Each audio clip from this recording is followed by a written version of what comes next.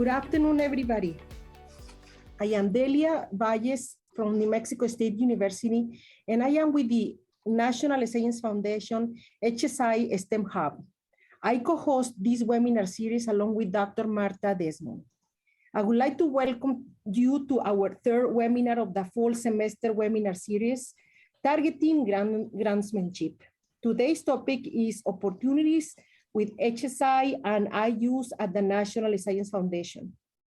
A little bit of housekeeping before we get started. This webinar will last for 1 hour. Today's webinar has 2 speakers, and we anticipate from 15 to 20 minutes for questions at the end of the presentations. All questions related to today's topic must be submitted via Q&A box. And all technical questions related to Zoom and other technical issues must be submitted on the chatting box.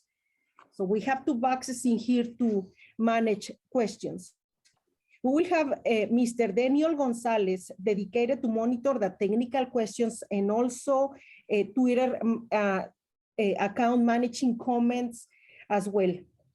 There is also a NMSU team consisting of Dr. Marta Desmond, Dr. Margie Vela, Ms. Miriam Favela, and I, curating questions and reading them at the end of the presentations. We might not have enough time to go over all of the questions. However, we can actually, we will be posting the answers to those questions in our portal. Webinars are also being recorded, and the recordings will be posted on the portal. All materials and recordings will be available to members of the HSI STEM Professional Network. Please join our network for access to these materials and announcements for the postings. There is no membership fee, and you certainly will see in the chatting room the website so you can join this portal. One thing that we really appreciate is as you leave the webinar, please take 5 minutes of your time or even less to answer a survey. This survey is actually extremely important for us because we need your feedback, and also we need data to be reported to NSF to measure our program outcomes. So we really appreciate it. Just take a look at the chatting room, and there's a link in there to the survey, so you can please click in there as you leave the webinar. It gives me a great pleasure to introduce our speakers this afternoon. Mr. Mike Davis has served in community colleges for the past 20 years. Mike is being a rotating program officer in the Division of Undergraduate Education, DUE, in the National Science Foundation, Education and Human Resources Directorate. He started his career in the City Colleges of Chicago, a district of 7 independently accredited community colleges. For 15 years, he moved through roles as faculty member, department chair, and administrator, including associate vice chancellor for STEM and interim vice president for academic affairs. During his time as an administrator, he worked to strengthen the district's relationship with the Chicago Public Schools through greatly expanded early college programs, including the establishment of 5-year early college STEM schools. As a faculty member, Mike and his colleagues established a high altitude ballooning program to create a unique undergraduate research program at City Colleges of Chicago. Our second speaker, Dr. Mary CROWE, has over 30 years of experience in higher education. Prior to arriving in August 2020 as a rotating program officer with the Division of Undergraduate Education, she was a professor of biology and the associate provost of experiential learning at Florida Southern College. In that role, she oversaw many of the college's offerings of high impact practices, such as undergraduate research, study abroad, as well as the teaching, learning, and center and honors program. She was the president of the Council of Undergraduate Research in 2012. Dr. CROWE served as the director of campus-wide offices of undergraduate research at the University of North Carolina at Greensboro, and Xavier University of Louisiana. Prior to taking the administrator roles, Dr. CROWE was a faculty member who taught, advised, and mentored undergraduate students in her research on the behavior of burrowing animals such as dung beetles and field crabs. We really welcome both of the speakers this afternoon, and we really thank everybody for joining us. So thank you, and please go ahead, Dr. Mike, with your presentation. Thank you. Thank you very much, Julia, for the introduction. I really appreciate it. I'm hoping everyone can see my shared screen. Is there a yes? A thumbs yes, up? we see that. Okay, good. I just always want to be sure. So this is one of two presentations you're going to hear that are going to outline a certain program here at the National Science Foundation. I'll be talking about the HSI program, and Mary will be talking about the IUSE program, but we want to save a lot of time for the questions that you will invariably have about those two programs and what it may take to put forward some competitive proposals in those programs. So we want to make sure we leave plenty of time. So forgive me if I go a little fast going through this. I want to make sure I hit the important parts of the material, but I also want to hear your important questions. So this is the IUSE program. This is managed across a couple of divisions. My name is on here, so is my the other co-lead who works in the other division, Erica Tatiana Camacho, and I believe many of you know her. So this was encouraged through Congress, and so this is one of the legislative programs that National Science Foundation has. And where we're trying to build capacity, which would involve developing structures that foster students or faculty growth and meet students where they are in their college and academic careers, financially and socially. So we've got a couple of goals that lead to this. And our solicitation 20-599 outlines these two goals and some of the strategies that are used to achieve some of those goals. So the main goals are to enhance the quality of undergraduate STEM education at HSIs, and increase the recruitment, retention, and graduation of students pursuing associate and baccalaureate degrees in STEM fields at HSIs.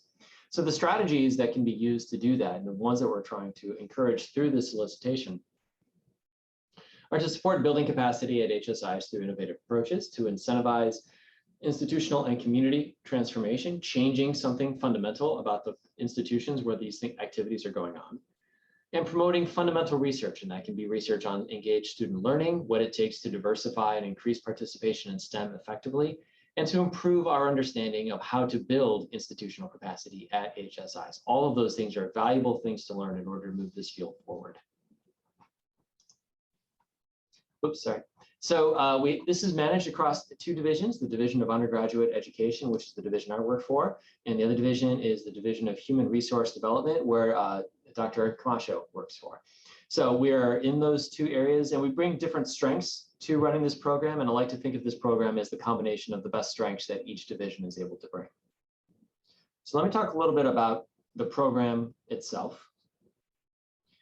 This is a program that features multiple tracks, which means that there are multiple ways that you can engage your institution through the HSI program. I'm going to mention all three tracks, but I want to point out that our track right now that we'll be accepting for is track 3. And let me open up the annotation. Actually, I don't have access to that really easy, so I'm not going to do it. But track 1 is pilot and planning projects, abbreviated PPP. These projects are intended to run for about 2 years. And a single institution that is putting forward a proposal can expect a budget maximum of $200,000. If it's going forward as a collaborative between more than one institution, that budget can increase to $300,000. If one of those institutions is a community college, an additional $100,000 incentive is provided, which means that this can go up to $400,000. Now, this was recently accepted in August of 2021, but every year moving forward is accepted in the last Wednesday of August. Track 2, you can think of as larger scale projects. So after something has sort of been done as a proof of concept in track 1, track 2 might be where it goes next in terms of a project that might engage more departments at the college or larger collaborations outside the college. These are implementation and evaluation projects. These can run from 3 to 5 years. And a budget that a single institution can expect is $500,000. If this is a collaborative effort between more than one institution, then the budget can increase to $800,000. If one of those institutions is a two-year college or community college, there's a $200,000 incentive, which means that this can go up to $1 million. Again, these were accepted in August of this past year, and it's expected to be accepted the last Wednesday in August every year after that. We are currently accepting proposals into track 3, and that will be due in February. So you can see the deadline here says February 10, 2021. That was the deadline for this past February. So the second Wednesday in February going forward. So February 9th, 2022 is when the next one is due. So that's the next one that's up for us chronologically. These are 5-year-long projects. You can see the budget goes up to $3 million.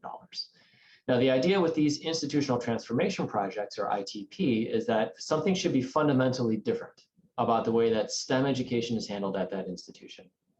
And because there's an institutional focus on this, there are no longer incentives for collaboration or community college incentives.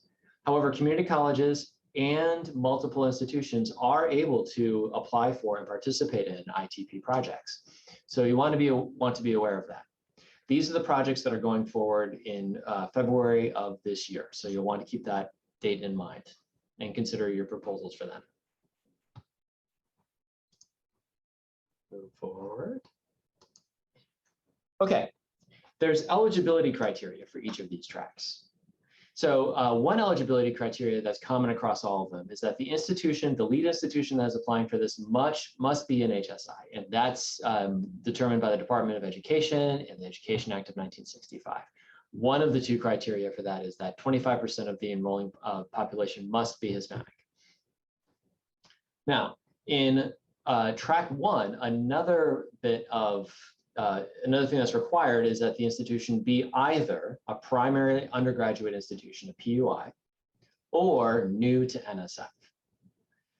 In doing this, they do not necessarily need to be one that offers STEM degrees or certificates. One of the expectations in the PPP track is you're enrolling it or you're applying for this because you would like to be able to apply and do things in STEM disciplines that you're not currently doing. So it's okay if you don't already have these programs. In tracks 2 and 3, still must be an HSI. However, do not need to be a primary undergraduate institution, and you do not need to be new to NSF. It is expected that you are offering STEM educational degrees that result in degrees or certificates. There's also a limit to the number of active awards you can have in any of these tracks. So I strongly suggest reading through the proposal to get a full grasp of that. You may have HSI proposals because there have been awards under previous solicitations, 18-524 and 19-540. So you may have awards under those, and they may make it so that you are ineligible to apply for one track, but may be able to apply for another track.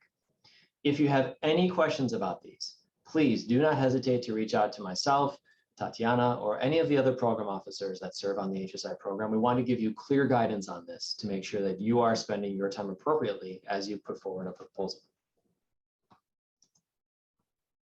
So diving into track 1 a little bit, this provides 2 years of funding for primarily undergraduate institutions or places that are new to NSF, so that you have the opportunity to start to build programs here. And these are intended for less resource institutions, and this can help you become more competitive for continued NSF funding. This can focus entirely on education or broadening participation initiation efforts, but the expectation with this and with all of our tracks is that there is some effort to generate new knowledge, and that can happen through either project evaluation and be discussed in a plan for dissemination. It can also happen with research projects that you have a small idea on. So the idea is that new knowledge should come out of these track 1 projects. There's sort of a fork in the road with respect to these 2 projects. So planning is one thing that you can do to undertake activities that you might need in order to put forward a program or project proposal for IEP or ITP. So let's say you want to undertake STEM education institution-wide assessment to figure out what sort of things that you need to catalyze collaborations or partnerships that you can use in IEP or ITP. You want to do some of the assessment, figure out what your ground needs are. A planning grant could be appropriate for that. A pilot project is something where you have a short-term project in mind that's going to have a well-defined start and stop and a goal that you're attempting to reach. So something like fundamental STEM education research capacity and student learning at HSIs can be something like that deals with there. So you self-declare which of these two you're interested in. Your project is more in planning, or your project is more in a pilot activity. Our second track is for things that are a little bit more developed and where they're trying to get to. So these are 3 to 5 year funding opportunities for HSIs that are looking at things at the unit level, the departmental level, or multi-department level, or even, because collaborations are encouraged, the multi-institution level for undergraduate STEM education. We support research studies that promote one or more of our goals, and replication or adaptation studies that can examine one or more HSI program goals in the context of the proposing institution. So what that means is something that has gone on at another institution that may be a good fit for your institution. But because what you're trying to attempt this at an HSI, there's more to be learned and there's more knowledge to be generated.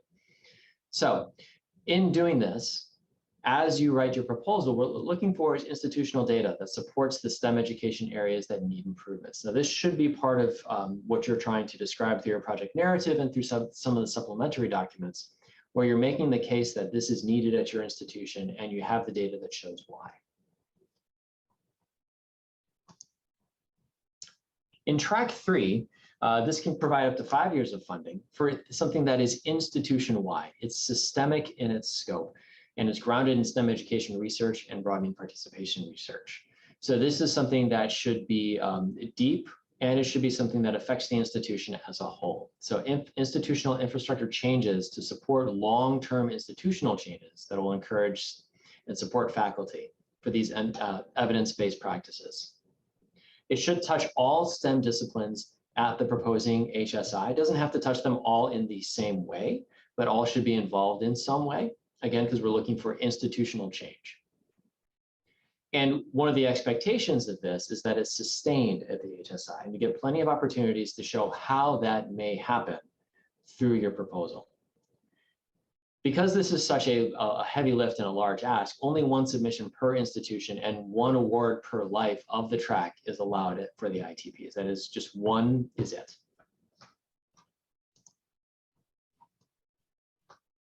You'll hear some of this talked about in the IUSE program as well, but this should be grounded in one or more theories of organizational change. If you're going to go through and change your institution fundamentally using an ITP award, a theory of organizational change should be a part of the framework for that.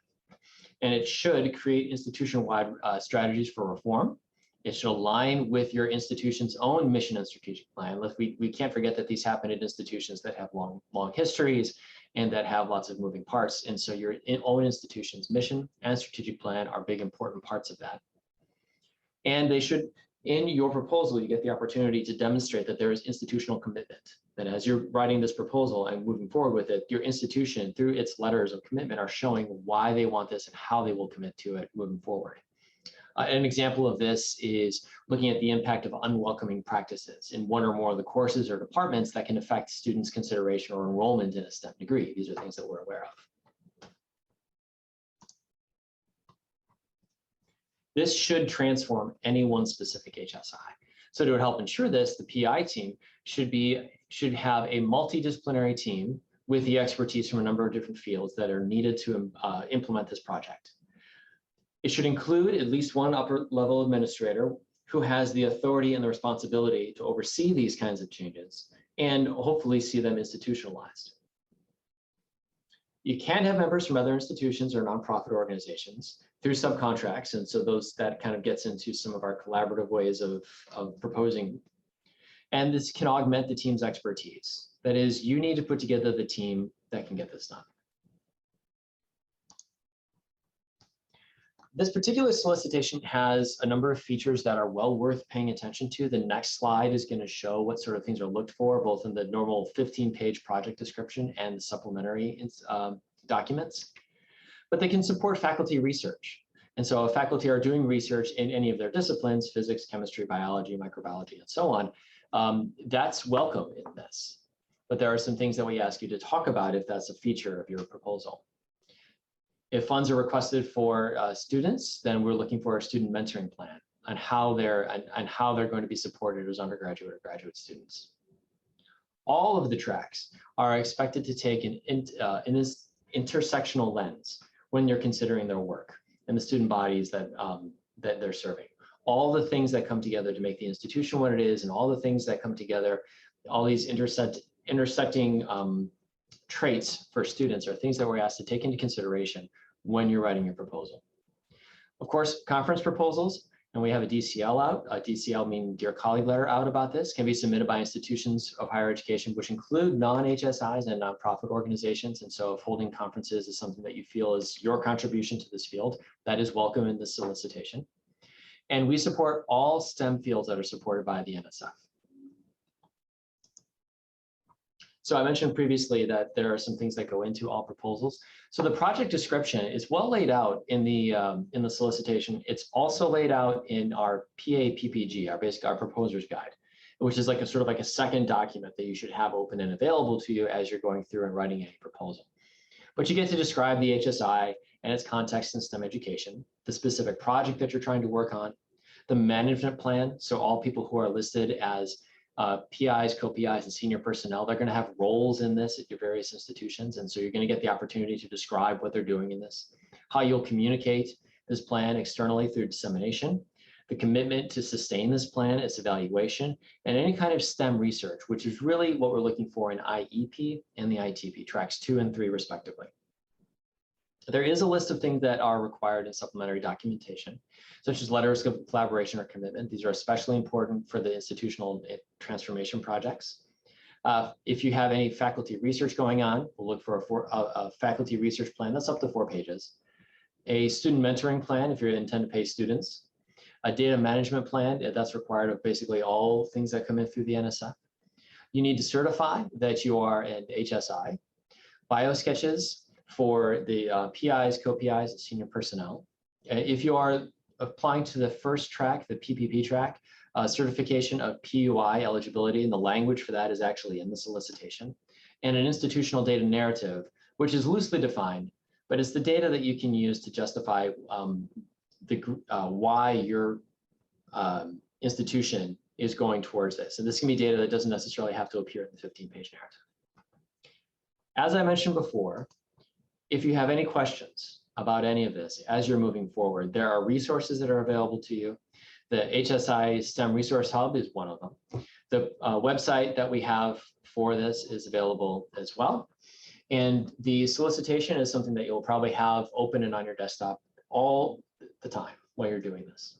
Myself and Tatiana are available. And if you go to our program website, all of the different program officers that are working on this are available. That includes Mary CROWE, who you'll hear from in a little bit, but also Michael Ferrara, Sondra Montes-Hunter, and Luis Cabano. We have a wonderful program monitoring team that helps with all of our internal evaluation, and our program specialists help out with the smooth operation of everything from panels to award management and everything. So this is a great program that is managed across 2 different divisions. And I'm going to stop it here so we have time for Mary, and then whatever questions you guys have after this. So Mary, I'll stop sharing. Thanks, Mike. Okay. I'm going to go ahead, for those of you who are here, and I'm going to introduce you to another NSF program that you can apply to for funding if you have interest. And unlike the HSI program, there aren't as many kind of limitations, right? So Mike talked a little bit about, for some of the tracks, you can only apply for 1, you must be an HSI, so on and so forth. So the NSF's Introduction to Improving Undergraduate Science Education, it's called the IUSE program. And when we talk about the solicitation, we're talking about kind of that broad call for proposals that if you're interested in improving undergraduate science education, you can Google NSF 21-579, and what will pop up is a nice long document that gives you all the instructions you need to apply to our program.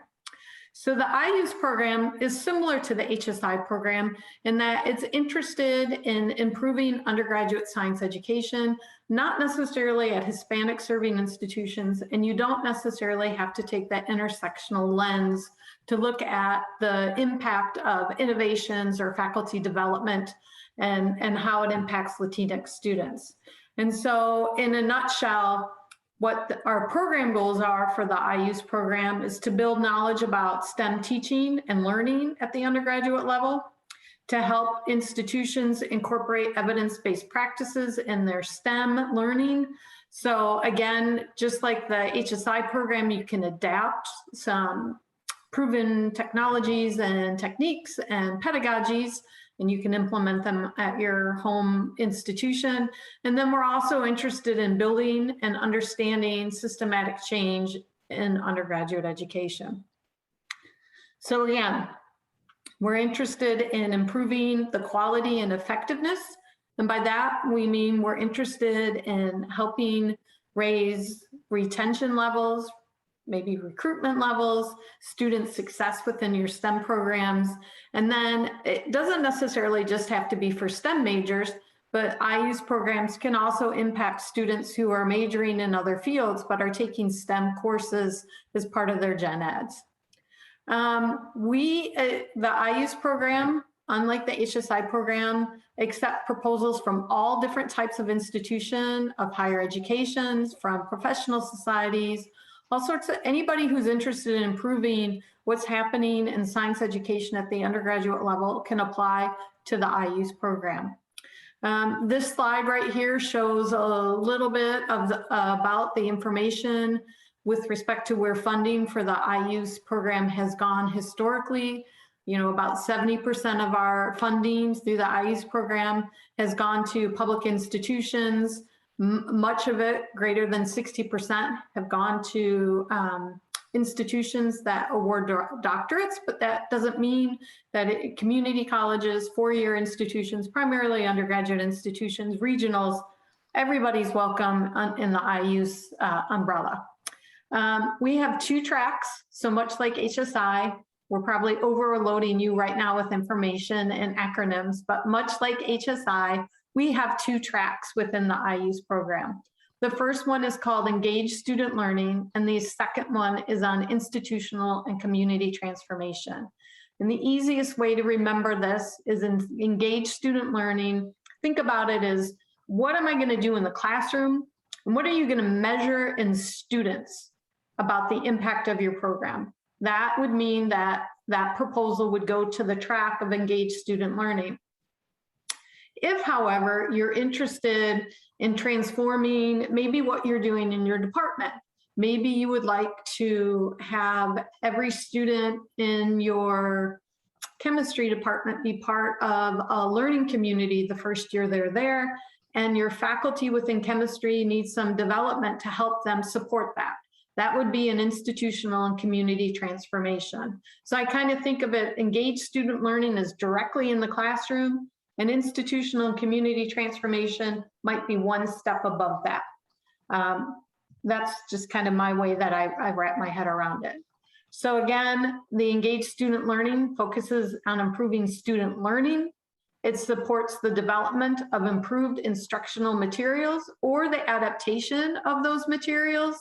And again, we want to engage students, we want to improve their learning, and we want to make sure that we help to keep STEM students in STEM students, and maybe even get some non-STEM students interested in majoring in a science field.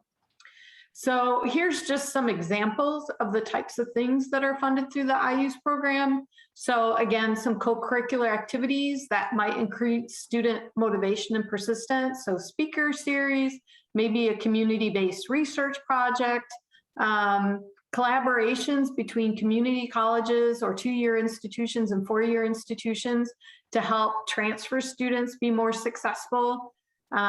You might be thinking about ways in which you're going to adapt a different learning environment. And when you think about the learning environment doesn't just have to be inside a lecture or a laboratory classroom. It could be outside, it could be at a field station. lots of different ways about thinking about how you're going to engage students in their learning, and a wide variety of ways in which you can do so through this track. The institutional and community transformation, again, is focused on improving evidence-based instructions and about transforming that community. So it doesn't have to be at just one institution.